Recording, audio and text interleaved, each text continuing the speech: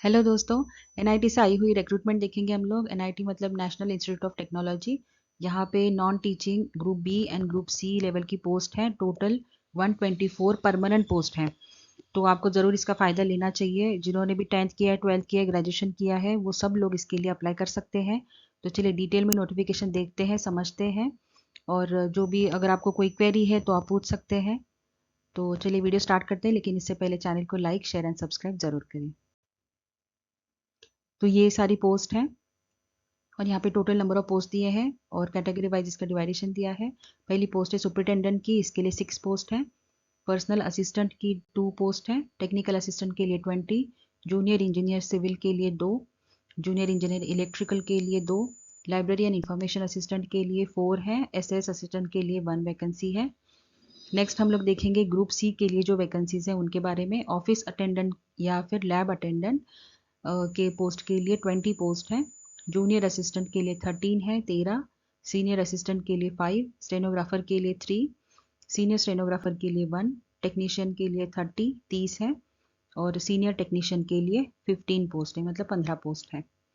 Total number of post देख लिए हमने। अभी हम लोग देखेंगे कि पोस्ट के साथ साथ पे बैंड कैसा है, मतलब पे लेवल आपको कौन सा ऑफर किया जाएगा, एजुकेशनल क्वालिफिकेशन, एक्सपीरियंस का क्या है, एज लिमिट और प्रोबेशन पीरियड, ये सारी चीज़ें हम लोग पूरे डिटेल में देखेंगे। तो पहली जो पोस्ट है सुपरिटेंडेंट की पोस्ट है, उसके लिए देखिए पे लेवल 6 आपको ऑफर किया जाएगा।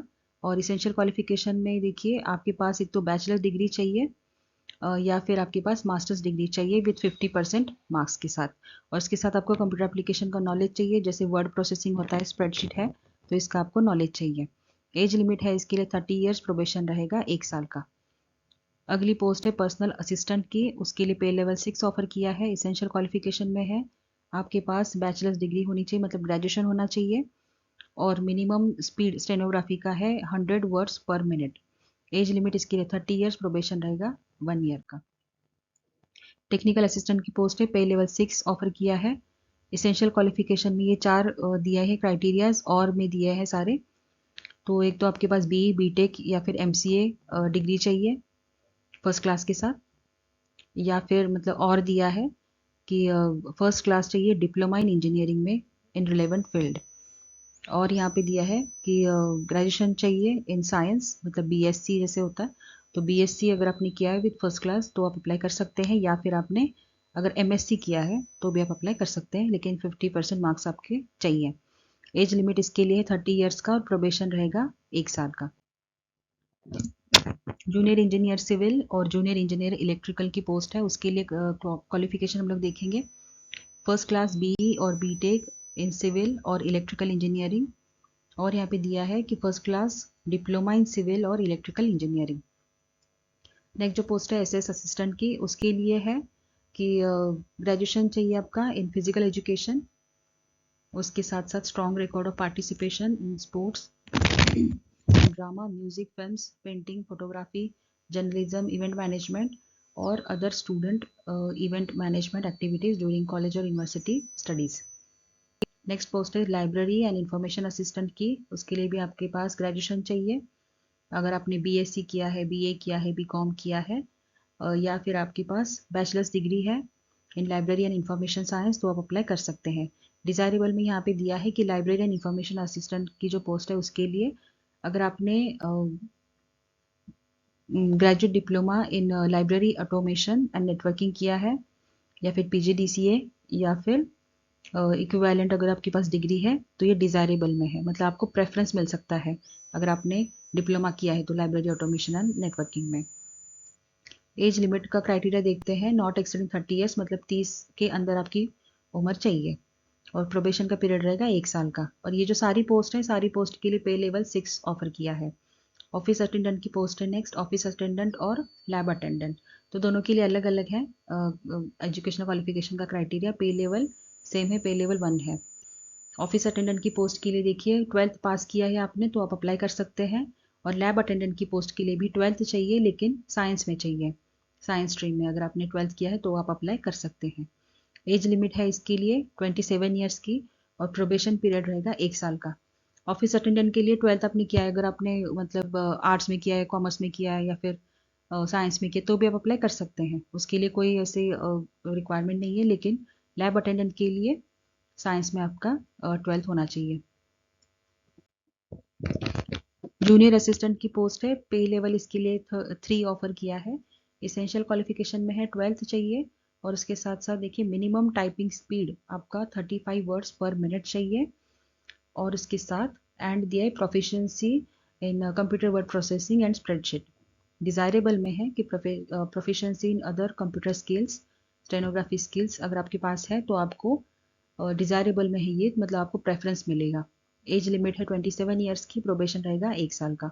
सीनियर असिस्टेंट की पोस्ट है, पे लेवल 4 ऑफर किया है, उसके लिए भी 12th पास होना चाहिए, और टाइपिंग स्पीड आपका चाहिए 35 वर्ड्स पर मिनट। उसके साथ साथ computer word processing and spreadsheet में आपको प्रोफिशिएंसी चाहिए। डिज़ायरेबल में ही वही सेम ही है, proficiency in other computer skills, stenography skills, और उसके साथ अगर बैचलर डिग्री है आपके पास तो आपको प्रेफरेंस मिलेगा। एज लिमिट है 33 ईयर्स की, और प्रोबेशन रहेगा 1 साल का। स्टेनोग्राफर की पोस्ट है, पे लेवल 4 और इसके लिए ऑफर किया है। इसेंशियल में है 12th पास होना चाहिए, और मिनिमम स्पीड है शॉर्ट हैंड की 80 वर्ड्स पर मिनट इन स्टेनोग्राफी। डिज़ायरेबल में है कि computer word processing and spreadsheet with advance skill अगर आपके पास है तो आपको प्रेफरेंस मिलेगा। एज लिमिट है इसके लिए 27 ईयर्स की, प्रोबेशन रहेगा 1 साल का। सीनियर स्टेनोग्राफर की पोस्ट है, पे लेवल 5 है, इसके लिए भी 12th पास होना चाहिए, और आपका शॉर्ट हैंड का स्पीड चाहिए 100 वर्ड्स पर मिनट इन स्टेनोग्राफी। डिज़ायरेबल में है ग्रेजुएशन चाहिए, और proficiency in computer word processing and spreadsheet with advance skills. Age limit है इसके लिए 33 ईयर्स का, और प्रोबेशन रहेगा 1 ईयर का। नेक्स्ट जो पोस्ट है वो है टेक्नीशियन की, उसके लिए पे लेवल 3 ऑफर किया है। उसके लिए देखिए 4 ऑप्शंस दिए हैं, मतलब इसमें कोई भी अगर आपके पास एजुकेशनल क्वालिफिकेशन है तो भी आप अप्लाई कर सकते हैं। पहला क्राइटेरिया है 12th पास होना चाहिए with science with 60% of marks, और यहाँ पे दिया है कि 12th पास होना चाहिए विद 50% मार्क्स, और उसके साथ आपने ITI का अगर कोर्स किया है 1 साल का, या फिर हायर ड्यूरेशन का इन अप्रोप्रिएट ट्रेड, तो भी आप अप्लाई कर सकते हैं। और यहाँ पे दिया है कि 10th अगर आपने पास किया है 60% मार्क्स के साथ, और ITI का आपने सर्टिफिकेट कोर्स किया है 2 इयर्स ड्यूरेशन का, 2 साल के ड्यूरेशन का इन अप्रोप्रिएट ट्रेड, तो भी आप अप्लाई कर सकते हैं। और यहाँ पे दिया है 4th जो ऑप्शन है यहाँ पे दिया है कि diploma in engineering of 3 years duration in relevant field, तो आप अप्लाई कर सकते हैं। एज लिमिट का है क्राइटेरिया 27 ईयर्स का, और प्रोबेशन रहेगा 1 साल का। सीनियर टेक्नीशियन की पोस्ट है, पे लेवल 4 इसके लिए ऑफर किया है।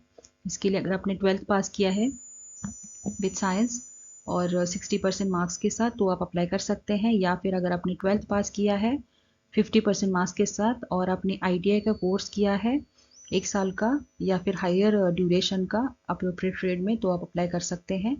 या फिर अगर आपने 10th पास किया है 60% मार्क्स के साथ और ITI का कोर्स किया है 2 साल की ड्यूरेशन का, तो भी आप अप्लाई कर सकते हैं।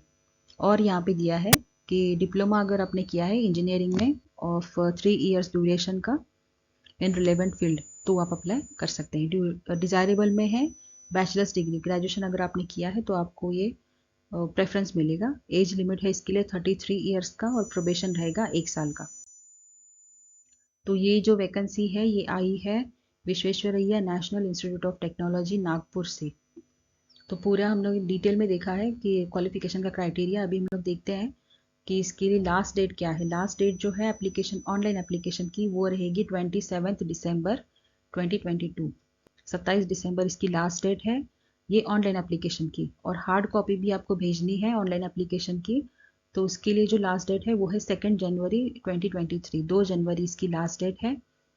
अप टू 5 PM, शाम के 5 बजे तक आप अप्लाई, ये आपका एप्लीकेशन मिलना चाहिए ऑफिस में। तो इसके बारे में भी हम लोग देखेंगे। ये है वेबसाइट VNIT की, और उसके साथ अभी हम लोग देखेंगे सिलेक्शन प्रोसीजर। ये बहुत इंपॉर्टेंट है, आप पूरा ध्यान से देखिए, और वेबसाइट पे जाके आप पूरा पढ़िए एक बार ध्यान से। इसके साथ यहाँ पे देखिए दिया है कि सिलेक्शन आपका कैसा होगा। सिलेक्शन प्रोसीजर में आपके 2 टाइप के आपके टेस्ट होंगे। पहला टेस्ट है रिटन टेस्ट, और दूसरा टेस्ट है स्किल टेस्ट। तो ये दोनों भी जो टेस्ट हैं वो दोनों भी टेस्ट आपको देने कंपलसरी हैं। रिटर्न टेस्ट होगा आपका 2 घंटे का, 2 आवर्स का आपका ड्यूरेशन रहेगा रिटर्न टेस्ट का। उसमें एमसीक्यू टाइप आपका क्वेश्चन पूछे जाएंगे, मतलब मल्टीपल चॉइस का आपको क्वेश्चन दिए जाएंगे। मतलब एक क्वेश्चन दिया जाएगा, उसके 4 ऑप्शंस होंगे, 4 होंगे या फिर 5 होंगे ऑप्शंस। तो उसमें से आपको एक ऑप्शन चूज करना है और सही आंसर आपको देना है। तो ये होगा रिटर्न टेस्ट का क्राइटेरिया। उसके साथ आपका नेक्स्ट होगा स्किल टेस्ट। स्किल टेस्ट आपका होगा 1 आवर ड्यूरेशन का, मतलब 1 घंटे का आपका स्किल टेस्ट होगा। स्किल टेस्ट होता है कि मतलब जो आपको जो पोस्ट है वो काम आपको आता है कि नहीं आता है, ये होता है स्किल टेस्ट। तो स्किल टेस्ट वो होगा आपका 1 घंटे का स्किल टेस्ट है। रिटर्न टेस्ट आपका 2 घंटे का है, स्किल टेस्ट आपका 1 घंटे का है। तो स्किल टेस्ट जो है वो क्वालिफाइंग नेचर का है, मतलब कि आपने उसमें क्वालिफाई मतलब ये देखिए, स्किल टेस्ट 50% आए, मतलब 50% मार्क्स आपको उसमें मिलने चाहिए। मतलब अगर फॉर एग्जांपल अगर उसमें 100 क्वेश्चंस है तो आपकी 50 जो क्वेश्चंस होंगे वो सही आने चाहिए, तो आपको 50% मार्क्स आपको मिल जाएंगे उसमें। तो ये इसका क्राइटेरिया होता है। तो स्किल टेस्ट में क्वालिफाइंग नेचर का है, तो आपको 50 मार्क्स भी आ गए उसमें, 100 में से 50 आपके नंबर आ गए तो आप क्वालिफाई कर दोगे। तो जो लोग यहाँ पे क्वालिफाई कर देंगे ना उन्हीं का सिलेक्शन होगा, और रिटर्न टेस्ट में उनका रिटर्न टेस्ट के जो नंबर्स होंगे उसके अकॉर्डिंग फाइनल मेरिट लिस्ट बनेगी और उसमें आपका नाम आ जाएगा। अगर आप यहाँ फेल कर गए तो यहाँ पे फिर आपका नाम नहीं आएगा। तो ये देखिए यहाँ पे दिया है कि रिटर्न टेस्ट के परफॉर्मेंस जो आपका होगा उसी के बेसिस पे जो फाइनल जो लिस्ट होगी सिलेक्शन की वो बन जाएगी। और नेक्स्ट देखिए रिटर्न टेस्ट का जो है, रिटर्न और स्किल टेस्ट का जो डेट है, वेन्यू है, मतलब तारीख है और जगह है जहाँ पे आपका एग्जाम होगा, तो वो सारा इंस्टीट्यूट की वेबसाइट पे डिस्प्ले किया जाएगा। आपको सारा पता वहीं वहीं पे चलेगा, इंस्टीट्यूट की वेबसाइट पे आपको विजिट करते रहना चाहिए। और इसके साथ साथ जो आपका सिलेबस होगा तो वो भी रिटर्न टेस्ट का, स्किल टेस्ट का, वो भी इंस्टीट्यूट की वेबसाइट पे आपको मिल जाएगा। द नेक्स्ट यहाँ पे दिया है कि जो शॉर्टलिस्टेड कैंडिडेट्स होंगे तो उन्होंने क्या करना है कि print out of online submitted application form with ID number assigned. मतलब उन्होंने जो ऑनलाइन एप्लीकेशन आप जो कर दोगे तो उसका एक प्रिंट आउट आपको निकाल के आपके साथ ही रखना है, उसके ऊपर आपका आईडी नंबर वगैरह असाइन मतलब होता है तो वो। और उसके साथ देखिए ओरिजिनल आइडेंटिटी प्रूफ, जैसे कि होता है कि passport, Aadhaar card, voter ID, driving licence. Driving licence ये नहीं चाहिए, मतलब जो लर्नर्स वाला होता है ना वो ड्राइविंग लाइसेंस नहीं, जो पक्का वाला लाइसेंस होता है ना वही वाला लाइसेंस आप लेके जा सकते हो यहाँ पे। तो आपका जो, अगर आपके पास पासपोर्ट है या फिर आधार कार्ड या फिर वोटर आईडी या फिर ड्राइविंग लाइसेंस, उसमें से इनमें से कोई भी एक आपका ओरिजिनल आइडेंटिटी प्रूफ आपने साथ में लेके जाना है जब आपका रिटर्न टेस्ट या स्किल टेस्ट होगा। तो दोनों भी टाइम आपने ऑनलाइन एप्लीकेशन का जो आपका फॉर्म है उसके साथ साथ आइडेंटिटी प्रूफ भी आपने लेके जाना है। और देखिए यहाँ पे दिया है कि अगर आपने एक से ज़्यादा पोस्ट के लिए अप्लाई किया है तो जितने पोस्ट के लिए अप्लाई किया, अगर 2 पोस्ट के लिए अप्लाई किया है तो दोनों एप्लीकेशन की प्रिंट आउट आपने साथ में लेके जाने हैं। बाकी तो सारे इसमें कुछ खास नहीं है। बाकी हाँ देखिए कि अगर जिस कैंडिडेट की हायर डिग्री होगी, जिनके पास, अगर किसी के पास पीजी डिग्री है या फिर बैचलर्स डिग्री है, तो उन लोगों को क्या होता है कि अपने आप ही क्वालिफिकेशन की वजह से उनको प्रेफरेंस मिल जाता है। तो ये बात है। तो जो भी आपने 10th किया है या 12th किया है, ग्रेजुएशन किया है, जो भी किया है आप अप्लाई कर दो। नेक्स्ट यहाँ पे हम लोग देखेंगे कि लास्ट डेट क्या है एप्लीकेशन की। तो ये हमने पहले ही डिस्कस कर दिया है। लास्ट डेट है ऑनलाइन एप्लीकेशन करने की 27 दिसंबर, मतलब 27 दिसंबर इसकी ऑनलाइन एप्लीकेशन करने की लास्ट डेट है।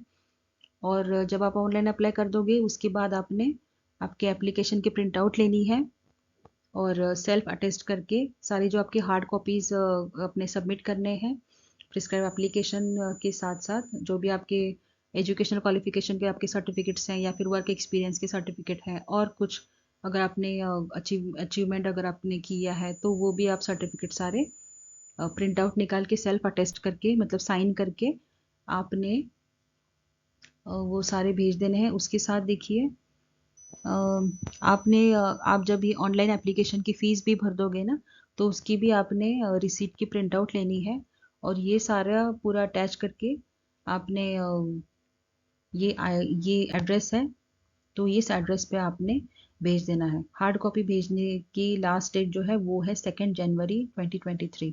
2 जनवरी इसकी लास्ट डेट है हार्ड कॉपी पहुंचने की। तो आपको जल्दी इसके लिए अप्लाई करना होगा और जल्दी से जल्दी भेजना होगा, क्योंकि नागपुर आपके डॉक्यूमेंट्स पहुंचने चाहिए। एप्लीकेशन फ़ीस के बारे में देखेंगे हम लोग। एप्लीकेशन फ़ीस जो है जनरल और ओबीसी एनएलसी कैंडिडेट्स के लिए 400 रुपीज़ इसकी एप्लीकेशन फ़ीस है, और SC ST PWD EWS candidate के लिए फ़ीस नहीं है। इसके साथ देखिए, अगर आप एक से ज़्यादा पोस्ट के लिए आप अप्लाई कर रहे हो, 2 पोस्ट के लिए, 3 पोस्ट के लिए, तो आपको हर एक पोस्ट के लिए अलग अलग फ़ीस भी भरनी पड़ेगी। नेक्स्ट यहाँ पे देखिए कि एप्लीकेशन की जो फ़ीस है वो अपने ऑनलाइन मोड पे ही पे करनी है। मतलब जैसे कि डेबिट कार्ड से या फिर नेट बैंकिंग के ज़रिए आप ऑनलाइन एप्लीकेशन की फ़ीस आप पे कर सकते हो। और उसके साथ बैंक का रेफरेंस आईडी और डेट ऑफ पेमेंट ये ये आपका मेंशन होना चाहिए। जो आपका ऑनलाइन प्रिस्क्राइब फॉर्म होगा ना, उसके ऊपर ये मेंशन होना चाहिए। अगर वहाँ पे मतलब जो आपका आप जब ऑनलाइन फ़ी पे करोगे तो उसके आपने एक प्रिंट आउट भी लेना है उस रिसीट का, और वो भी आपने भेज देनी है आपके ऑनलाइन एप्लीकेशन के साथ हार्ड कॉपी में। और नेक्स्ट देखते हैं how to apply. How to apply में देखिए कि वही दिया है जो मैंने पहले जो बात बताई, वही दी है कि हार्ड कॉपी आपकी भेजनी मिल जानी चाहिए 2 जनवरी से पहले। एड्रेस भी यहाँ पे दिया है फिर एक बार। यहाँ पे देखिए पे लेवल जो है, डिसाइड पे लेवल आपको 7 CPC के नॉर्म्स के अकॉर्डिंग आपको अलाउंसेस भी मिल जाएंगे, और न्यू पेंशन स्कीम जो है उसमें भी आपको शामिल किया जाएगा। और अगर आप गवर्नमेंट सर्विस में अगर आप ऑलरेडी काम कर रहे हो गवर्नमेंट सेक्टर में, तो आपने एनओसी देनी है, एनओसी सबमिट करनी है। जब आपको बुला लिया जाएगा इंटरव्यू के टाइम या फिर जो भी आपका स्किल टेस्ट वगैरह होगा उसके टाइम आपने एनओसी आपकी सबमिट करनी है। चलिए, पूरा नोटिफिकेशन हमने डिस्कस कर लिया है। Thank you for watching this video and all the very best.